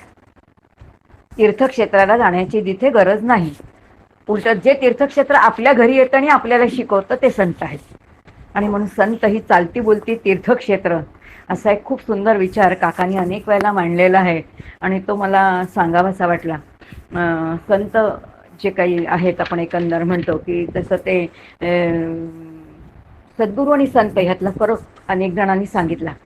पण मुळामध्ये सद्गुरूंवरती शास्त्राचं असं बंधन आहे की जोपर्यंत शिष्य प्रश्न विचारत नाही तोपर्यंत सद्गुरू बोलत नाहीत. शास्त्राचं बंधन आहे बरं का सद्गुरूंवरती. म्हणून शिष्यानी आपल्या अज्ञानाच्या खिडक्या सद्गुरूंच्या चरणी उघड्या करायच्या असतात. जितक्या खिडक्या उघड्या करू तितका बाहेरचा सूर्यप्रकाश आत येईल. म्हणून आपलं अज्ञान सद्गुरूंच्या पुढेच प्रकाशित ओपन करावं किंवा त्यांना सांगावं, म्हणजे ते अज्ञान जे आहे ते जातं आणि आपण विचारल्याशिवाय ते सांगणार नाही. संतांचं तसं नाही, संत मेघवर्षीप्रमाणे वर्षाव करणारे आणि म्हणून हे शास्त्राचं बंधन सद्गुरूंवरती आहे. हा फरक समजून घ्यायला पाहिजे. आणि मगाशी त्याचा थोडा उल्लेख केला की संत आनंदाचे स्थळ म्हटल्यानंतर वर्णन केले की दोघंही कसे, जे निमित्त्या वाचून तृप्त असणारे आहेत ते संत आहेत. आणि म्हणून सर्वसामान्यांची जी तृप्ती आहे ती विषयाची तृप्ती आहे आणि संतांची आणि सद्गुरूंची निर्विषय तृप्ती आहे. त्या संपूर्ण समासातला सगळ्यात महत्वाचा आणखीन एक महत्वाची ओवी ज्याला स्पर्श करायला हवा येतो, म्हणजे ती ओवी कशी आहे बघा. आता तुमच्या लक्षात येईल की सर्व संत धर्माचे धर्मक्षेत्र असं म्हटलंय. धर्माच्या आज्ञा ज्या क्षेत्रांनी म्हणजे ज्या शरीरांनी पाळल्या जातात त्यांना धर्मक्षेत्र म्हणतात. आणि असं धर्मक्षेत्र कोणाचं आहे तर ते संतांचं आहे आणि सद्गुरूंचं आहे. आणि म्हणून संत हे धर्माचं क्षेत्र आहे, ते धर्मक्षेत्र आहे आणि त्यामुळे तिथे विवेक आहे आणि विवेकाच्या साह्याने पुढचा आपला जो प्रवास आहे तो त्यांच्या बोधाने अगदी सोपा होणार आहे. असे 1-2 मुद्दे जे इथे राहिलेले होते ते सांगितले. त्यानंतर श्रोतास्तवन जे आहे ते श्रोताजनस्तवन कपिलने अतिशय सुंदर सांगितलं. खूपच छान अभ्यास करून सांगितलं. श्रोता म्हणजे काय, स्तवन म्हणजे काय. आणि मंदाताईंचे अतिशय विषय सुंदर सांगितले आणि दृष्टांत अति सोपे होते, त्यामुळे ते सगळे आपल्याला नक्कीच कळलेले आहेत. पण त्यातलं वैशिष्ट्य असं आहे की संत किंवा सद्गुरू किंवा समर्थ या ठिकाणी स्वतःकडे खूप कमीपणा घेत आहे आणि स्वतःकडे कमीपणा घेऊन श्रोत्यांना इतकं त्यांनी वरती नेलेलं आहे की कुठेतरी असं का केलं असावं. मला आठवतंय, माधुरी माझ्याशी सहमत होईल, ज्या वेळेला आम्ही चाफळच्या वर्गात गेलो होतो आणि चाफळच्या वर्गावरती डॉक्टर काकांनी हाच समाज शिकवलेला होता. 2 समाज तिथे काकांनी घेतले होते, एक म्हणजे सद्गुरू स्तवन आणि एक म्हणजे श्रोतास्तवन घेतलेलं होतं. आणि त्या दोन्ही समासांमधून त्यांनी श्रोत्यांना इतके जोडे मारलेले होते, म्हणजे किती उंच श्रोता हवा आहे आणि आपण कसे आहोत. याचा अर्थ समर्थांच्या अपेक्षेला उतरणारे आम्ही श्रोते आहोत का? त्याचं उत्तर सरळ नाही असं आहे. अर्थवाद आहे ते अगदी बरोबर आहे, पण इथे समर्थ या भूमिकेवरती का गेलेत? कारण का तर समोरचा जो सर्वसामान्य श्रोता आहे त्याला आपल्या स्तरावरती आणायचंय आणि म्हणून समर्थ आपल्याकडे कमीपणा घेत आहेत, ते आपल्या स्तरावरती आलेत आणि मग सुसरबाई तुझी पाठमव, सुसरबाई तुझी पाठमव, अरे सोपं आहे, तुला ते जमणार आहे, तुला ते जमणार आहे, असं करून समर्थ आपल्याला काय करतायत तर तिथपर्यंत घेऊन जात आहे. आणि म्हणून हे वैशिष्ट्य बरं का समर्थांचं, की कुठेतरी आपल्याला ते हात धरून वर घेऊन चाललेत, म्हणजे आपल्या दुर्गुणांवरती सुद्धा जणू काही ते पाठीवरून हातच फिरत आहेत. एक मुद्दा सांगितला गेला की समर्थ आत्मज्ञानी संत हाच समर्थांचा आदर्श आहे आणि म्हणून ते आत्मा या स्तरावरती जीवन जगते. बेलसरे गुरुजींनी तिथे खूप सुंदर शब्द वापरलाय बरं का. बेलसरे गुरुजी असं म्हणतात की तुम्ही आम्ही शरीर या स्तरावरती जीवन जगतो, संत आत्मा या स्तरावरती जीवन जगतात आणि म्हणून त्या भूमिकेमध्ये ते त्यांच्या वासना निर्मूळ झालेल्या असतात, वासना निर्बीज झालेल्या असतात, जीवनातलं हवं नको पण संपलेलं असतं, विषयांची धाव थांबलेली असते आणि म्हणून त्यांना महात्मा म्हणतात. संत आणि सद्गुरू महात्मा आहे. आणि मग असे त्यांच्या चरणी आपण जेव्हा जातो तेव्हा तुमच्या आमच्यासारखे प्रपंचाच्या दलदलीमध्ये लडबडणारे तुम्ही आहोत. जसे ते किडे शेणामध्ये वळवळत असतात तसेच तुम्ही आम्ही प्रपंचाच्या दलदलीमध्ये फसलेलो आहोत. आपल्या अंतरंगामध्ये सगळे विकार आहेत, पण तरी सुद्धा सद्गुरू आपल्याला जवळ करतात. का? कारण त्यांचा दयाळूपणा. माझी स्थिती या जीवाला कशी प्राप्त होईल एवढ्याचसाठी. इथे त्यांचा मोठेपणा हा इतका मोठेपणा आहे की जो आपल्याला शब्दात सांगता येण्यासारखा नाही. आणि म्हणून संत आणि सद्गुरूंचा जो मोठेपणा आहे तो एक वेगळा आहे की जे आपल्याला काय करतायत तर द्वैत सारून अद्वैताच्या त्या प्रांतामध्ये घेऊन जाणारे ते आहेत. असा सगळा विचार आहे. जे प्रश्न विचारलेत किंवा काही मुद्दे मांडलेत, मग त्यात मीनल असेल, वैशाली असेल, नंतर शमिकांनी सांगितलेला मुद्दा असेल, मृदुलानी असेल, अपर्णांनी विचारलेला असेल, हे सगळे पूजानी विचारलेले अतिशय सुंदर होते. म्हणजे प्रत्येकाचा एक वेगळा दृष्टिकोन होता, प्रत्येकाचा दृष्टिकोन अतिशय छान होता की त्याचा अर्थ तुम्ही सगळे स्वतः चिंतन करता हे लक्षात येतं. हे अतिशय छान महत्त्वाची गोष्ट आहे. आता मी माझ्या प्रश्नाकडे येते. माधुरी मावशींनी सांगितलेले श्रवणाचे 8 मुद्देही खूप छान आहेत. मला आत्ता आठवलं की जेव्हा आपण समर्थांचं श्रवण समास वाचतो, श्रोता म्हणजे काय आहे तर कसं करावं, पुढे श्रवणाचे जवळजवळ 6 समास आपल्याला अभ्यास करायचे, त्यावेळेला त्याचा अधिक आपण विचार करू. कारण त्या श्रवणामध्ये किंवा श्रोता होणं इतकं महत्त्वाचं आहे. अक्कांनी त्याच्या अनेक प्रक्रिया सांगितलेल्या आहेत. आज मी त्या सगळ्या घेत नाहीत, पण 5 मिनिटामध्ये जो प्रश्न मला वाटतं मी सांगितला होता त्या शेवटच्या प्रश्नावरती येते. मुक्तीचे प्रकार विचारलेले. 4 मुक्ती कोणत्या आहेत? मुक्ती 4 मुक्ती आहेत. पहिली आहे ती सलोकता, दुसरी आहे ती समीपता, तिसरी आहे ती स्वरूपता आणि चौथी आहे ती सायोज्यता. याचे 2 प्रकार आहेत. एक म्हणजे लोक हा शब्द जेव्हा येतो, सलोकता, समीपता, स्वरूपता, ह्या ज्या लोक म्हणून येतात तेव्हा ह्या मृत्यूनंतरच्या आहेत. म्हणून शास्त्रामध्ये पहिल्या ज्या मुक्ती 3 सांगितलेल्या आहेत त्या मृत्यूनंतरच्या सांगितलेल्या आहेत. वेदांतशास्त्र त्याला याची देही याची डोळा भोगी मुक्तीचा सोहळा अशाही प्रकाराने सांगतं. दोन्ही प्रकाराने आपण विचार करू. सलोकता याचा अर्थ त्या लोकांमध्ये जाणे. याचा अर्थ माझं जीवनाचं ध्येय काय आहे एकदा ठरलं की मग आपण त्या लोकांमध्ये जाऊन काय करायचं असतं तर तिथे जाऊन आपण राहणं, त्याला सलोकता मुक्ती म्हणतात. याचा अर्थ जर एखाद्याला गायक व्हायचं असेल तर त्यांनी गायकाच्या सहवासामध्ये राहायचं, चित्रकार व्हायचं असेल तर त्यांनी चित्रकाराच्या सहवासामध्ये राहायचं. त्या लोकांमध्ये जाऊन सहवास करणं, तिथे जाणं. जसं आपण आता सत्संगतीत आलो, का आलो? कारण मला स्वस्वरूपाची अनुभूती पाहिजे म्हणून. ही सलोकता मुक्ती, त्या लोकांमध्ये जाणं. समीपता याचा अर्थ जवळ जाणं, मृत्यूनंतर परमात्म्याच्या जवळ जाणं. जसा कौस्तुभमणी आहे, जय विजय सारखे आहेत 2 भक्त जे कोण झाले तर श्रीकृष्णाचे द्वारपाल झाले. जवळ जाणं म्हणजे भृगु ऋषींनी लाथ मारली, भगवंतांनी कुठे घेतली तर त्यांच्या वक्षावरती घेतली. याचा अर्थ ती लाथ सुद्धा त्यांनी आपल्या छातीवरती वक्षावरती मिळवली. मृत्यूनंतर जवळ जाणं एक लोक आहे सलोकता. आणि दुसरं म्हणजे समीपता म्हणजे जवळ जाणं. आणि समीप याची देही याची डोळा याचा अर्थ मला अखंड देवाच्या जवळ बसता येणं शक्य नाही. बसणं शक्य आहे का? मी समर्थांची भक्त आहे, मला समर्थ फार आवडतात म्हणून मी दिवसभर समर्थांच्या जवळ बसू शकणार आहे का? दिवसभर मी रामाच्या जवळ बसू शकणार आहे का? पण मी रामाच्या समर्थांच्या स्मरणाने त्यांच्याजवळ जाऊ शकणार आहे की नाही?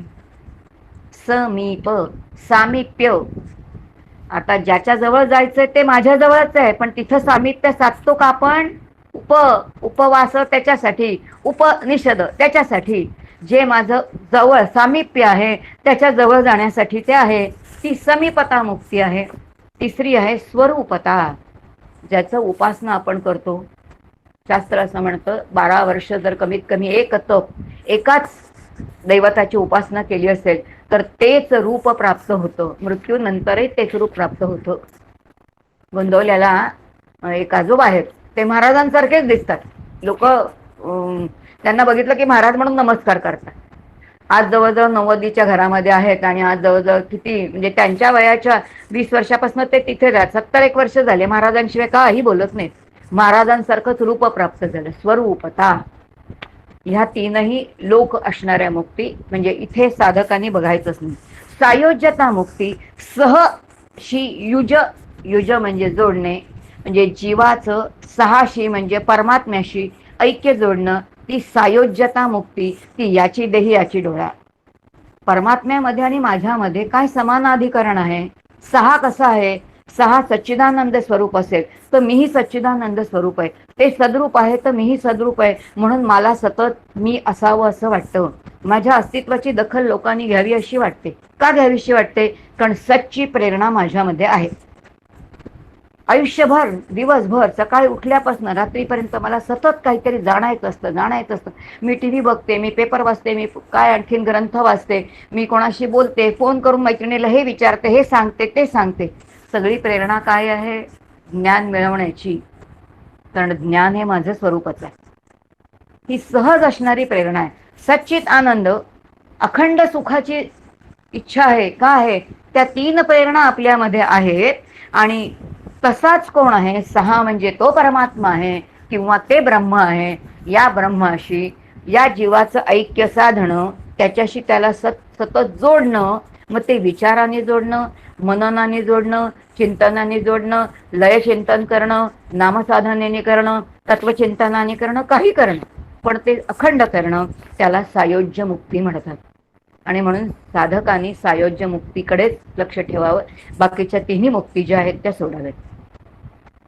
हे सांगता सांगता मला एक ओवी आठवली. ती डॉक्टर काकांचं अद्वैत मकरंद मधली ती सुंदर ओवी आहे की मी ज्ञानी म्हणता पाप, मी सुखी म्हणता पाप, सुखरूप मी केवळ, ज्ञान माझे स्वरूप. मी ज्ञान स्वरूप व्हायचंय, मी सुखरूप व्हायचंय. आणि म्हणून परमपूज्य काका नेहमी म्हणतात, सुखरूप ऐसा कोण आहे माझ्या पांडुरंगासारिखा हो. मला सुखरूप व्हायचंय, मला सुखी व्हायचं नाही, मला आनंदी व्हायचं नाही. आनंदी झालं की दुःखी व्हायला लागतं, सुखी झालं की दुःखी व्हायला लागतं. म्हणून मला सुखरूपत्व, याचा अर्थ ते नित्य माझं स्वरूप आहे, याला सहजता आली पाहिजे. आणि त्यासाठी जो काही मार्गदर्शन आहे ते संतांचं मार्गदर्शन आहे. 4 मुक्तींचा विचार जो आहे तो त्याप्रमाणे सांगितला. मला वाटतं शंका काय असतील तर आणखीन विचारा, आणि मग नाहीतर मग मी नंतर सांगेन. आणि म्हणून 4थी मुक्तीच आपण लक्षात ठेवायची. जय जय रघुवीर समर्थ. जय जय रघुवीर समर्थ. क्लिअर झालं. आईनेच एका प्रवचनामध्ये, म्हणजे आईच्याच एका प्रवचनामध्ये मी ऐकलं होतं. त्याच्यामध्ये सलोकता, समीपता, स्वरूपता आणि सायोज्यता तिनेच तिच्या प्रवचनामध्ये मी सांगितलेलं सांगते. ते अजून क्लिअर झालं होतं तेव्हा मला, की सलोकता याचा अर्थ आईनं सांगितला, आता जो सांगितला तसाच आईनं तिकडे त्या प्रवचनामध्ये समजवला होता की जर का मला ड्रॉइंग काढायला आवडतं तर ड्रॉइंग टीचरकडे मला गेलं पाहिजे. म्हणजे एखादी गोष्ट जी मला हवी आहे ती मिळवण्यासाठी मला तिकडे जावं लागतं. आता जसं आपण इकडे परमार्थामधल्या गोष्टी शिकण्यासाठी आपण इथपर्यंत आलो आहोत, आणि ते इझिली अवेलेबल होणं, प्राप्त होणं, त्याला ती मुक्ती म्हणतात. मी फ्री होते ना ते करण्यासाठी, मला ते करता आलं, मुक्त. म्हणून त्या लोकांपर्यंत जाणं. आता हे लोक जे आहेत ते तुम्ही अगदी योग्य सांगितलं की ते मृत्यूनंतरचे आहेत, पण आपण जस्ट समजण्यासाठी हे कॉइन केलेले शब्द समजून घेतोय. सलोकता म्हणजे त्या लोकात जाता येणं, ही मुक्ती. दुसरं सरोकता नंतर काय होतं? सलोकता, समीपता. समीपता म्हणजे फॉर एक्झाम्पल जर का मला देवाला भेटायला जायचंय, भगवंताचं दर्शन घ्यायचंय, तर मी देवळात जाते बरं का. आणि मी जशी देवळात जाते तेव्हा देवळामध्ये खूप सारे जण आलेले असतात माझ्या बरोबर, आणि तिकडे आतमध्ये ती मूर्ती वगैरे ठेवलेली असते. म्हणजे मला देवळात जायचं होतं दर्शन घ्यायला, म्हणून मी देवळापर्यंत गेले, म्हणजे मी देवाच्या समीप गेले. लोकात गेले. आय एम सॉरी, मला आता आठवलं आईचं काय सांगत होते ते. I am so sorry. पहिली जी मुक्ती आहे ती सलोकता, म्हणजे त्या मंदिरापर्यंत मी गेले. आणि समीपता म्हणजे त्या मंदिरामध्ये बाहेर सगळे लोक होते, पण आतमध्ये तिकडे गुरुजी पण होते. त्या गुरुजींचं पुण्य थोडंसं जास्त असणार आहे, कारण त्यांनी थोडंसं जास्त पुण्याचं काम केलं असणार आहे, की ते अजून थोडेसे समीप गेले त्या मूर्तीपर्यंत. म्हणून ती समीपता. आणि स्वरूपता याचा अर्थ की आपण जेव्हा साधं व्यवहारात पण असं म्हणतात की नवरा बायको खूप एकत्र राहायला लागले की ते सारखे दिसायला लागतात, की चतुर्भुज नर होऊनी ठेले, असं हरिपाठामध्ये सांगितलेलं आहे की जो भक्त असतो भगवंताचा त्याला 4 हात यायला लागतात, म्हणजे तसे त्याला दिसतात की तो तसाच आहे. मुकुट किंवा फक्त कौस्तुभ म्हणून मणी नसतं म्हणे. अगदी जवळ गेल्यानंतर बाकीच्यांना कळतं की हा भगवंत नाहीये. म्हणजे भगवंताचं नाम इतकं घेतल्यामुळे ते स्वरूप त्याच्यासारखं रूप प्राप्त होतं. आणि आता आईने सांगितलं त्याचा अर्थ अजून सुंदर होता की समीप जाणं आणि स्वरूप जाणं हे आतून अजून सुंदर होतं. पण ते आधीचे प्रॅक्टिकल खूप छान वाटलं होतं मला, की मंदिरामध्ये फक्त जाणं हे सलोकता, आणि मंदिराच्या आतमधले जे गुरुजी असतात ते समीप असतात, ते आपल्यापेक्षा जास्त जवळ असतात. हा अर्थ सांगायचा होता फक्त क्लिअर करण्यासाठी. पण या सगळ्या ज्या आहेत त्या तिन्ही ज्या आहेत त्या मृत्यूनंतरच्याच आहेत, म्हणून त्याच्याकडे टार्गेट न करता याची देही याची डोळा भोगू मुक्तीचा सोहळा, म्हणजे रोकडा परमार्थ किंवा रोकडा आपल्याला आनंद भोगण्यासाठी संतांचं हेच सांगणं आहे की सायोज्य मुक्तीकडे लक्ष द्यावं, जी आपण हा देह असताना भोगू शकतो. 1 मिनिट शमिका. हा मावशी. हा, मी 1 मिनिट मंदाताईंचा एक दृष्टांत सांगू का या हो सांग ना. संदर्भात? हो ना, अजून क्लिअर होईल, नक्की सांग. हा, मंदाताई छान दृष्टांत सांगतात या संदर्भामध्ये, की अगदी लहान बाळ जेव्हा जन्माला येतं तर तेव्हा त्याला सारखी आई हवी असते, आणि त्या आईच्या जवळ म्हणजे ती सलोकता मुक्ती झाली की ती आई जवळ असली की त्याला खूप सेफ वाटतं आणि सतत तो आईच्या जवळ असतो. दुसरं थोडंसं मोठं व्हायला लागतं, मग आई त्याला समीप हवी असते. म्हणजे आधी तर नुसत्या त्या लोकातच आईजवळच असतो, पण मग नंतर आई जवळ हवी असते थोडं मोठं झाल्यावरती. आणखीन मग आई बाथरूमला गेली तरी ते दारासमोर उभं राहतं, बाजूला उभं राहतं, म्हणजे अशी समीप आई हवी असते. नंतर तिसरं त्यांनी सांगितलं होतं की मग आता ती मुलगी कशी दिसते, तर अगदी आईसारखी दिसायला लागते. आईसारख्याच वेण्या घालते, आईसारखंच बोलते, आईसारखीच ढब असते तिची म्हणजे कृती जी काही करते ती सुद्धा आईसारखी असते. ही झाली तिसरी म्हणजे स्वरूपता. आणि मग चौथी मुक्ती त्यांनी सांगितली की जेव्हा ती खऱ्या अर्थाने आईच होते, तिचं लग्न होतं, आणि मग ती जेव्हा खरी आई होते तेव्हा ती आतापर्यंत ती आई म्हणजे काय हे खूप 2-2, 4-4 पानं लिहून सांगू शकते. पण जेव्हा ती प्रत्यक्ष आई होते, म्हणजे आईचाच अनुभव घेते आई होऊन, तर तेव्हा मात्र ती म्हणते की आता मला खरी आई कळली, आता मी तिच्याविषयी काहीही बोलू शकत नाही, आई काय आहे हे मला आत्ता खऱ्या अर्थाने कळलं. आणि ही जी काही आहे तर ही सायोज्य मुक्ती आहे त्यांनी किती सांगितलं. छान, किती सुंदर उदाहरण आहे. खरंच मंदाताई ना दृष्टांतामधनं सिद्धांत समजावून सांगतात. अतिशय छान आहे उदाहरण. प्राजक्ता, सुंदर तुला काही सुंदर. प्रश्न आहे तुला? प्राजक्ता, हात कोणी वर केलाय? हात वर केलायस का तू? मृदुलाने केला होता पण तिने विचारला मला वाटतं. ओके. मला असं वाटतं छान झालंय चिंतन, आपण सगळे बोलू लागलोय. असंच झालं पाहिजे. हळूहळू जशा ओळखी वाढतील एकमेकांच्या, एक पाय तर कधीतरी एक दिवस आपण फॉर्मल इंट्रोडक्शनचं सत्र ठेवूया, म्हणजे सगळे एकमेकांना छान ओळखू शकू. कारण पुढे जाऊन आपल्या सगळ्यांना भरपूर कार्य करायचे. आता पाहिजे आपण थांबू शकतो कारण वेळही झालेली आहे. अमोल, तुला काही विचारायचं नाहीये ना? नाही शमिका. ओके. हा, स्वाती तू आहेस. ओके. ठीक आहे, आता आपण थांबू शकतो. शेवटचा श्लोक कोण घेणार आहे? मी घेते. घे म्हणाल. ओम पूर्णमद पूर्णमिदम पूर्णात पूर्णमुदच्यते पूर्णस्य पूर्णमादाय पूर्णमेवावशिष्यते. ओम शांती शांती शांती.